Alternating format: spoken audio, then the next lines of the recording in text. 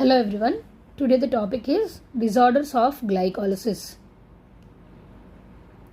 So the first and foremost disorder of glycolysis is pyruvate kinase deficiency.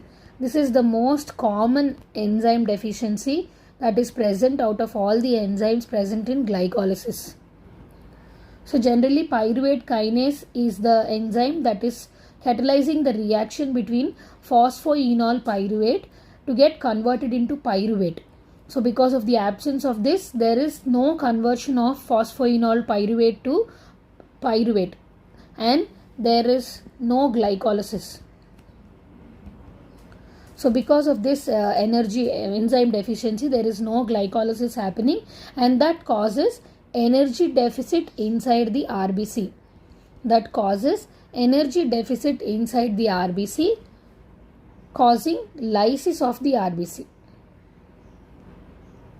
Because of the energy deficit, there is ultimately the lysis of RBC.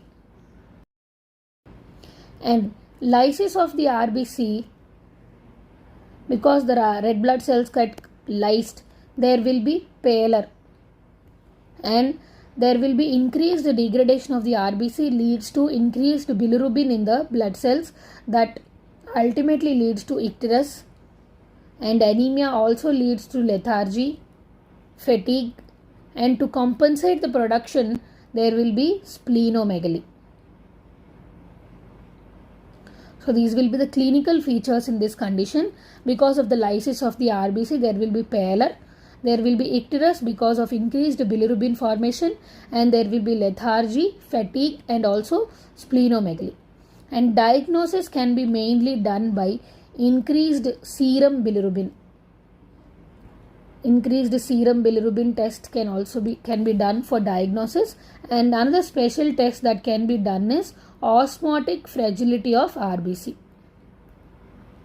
Osmotic fragility of RBC, and genetic level testing, gene testing can be done to find out the pyruvate kinase gene mutation. This will confirm the diagnosis. Pyruvate kinase gene mutation will confirm the diagnosis of pyruvate kinase deficiency.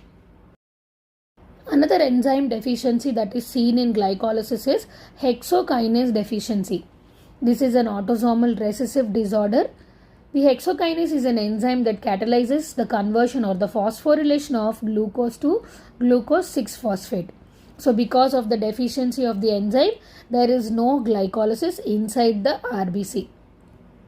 So this ultimately leads to energy deficit of the RBC and leading to lysis of the RBC.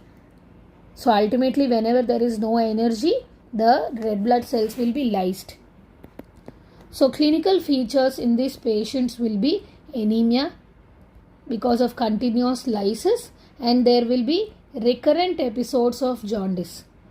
There will be increased bilirubin production from the degraded RBC, and that leads to recurrent episodes of jaundice.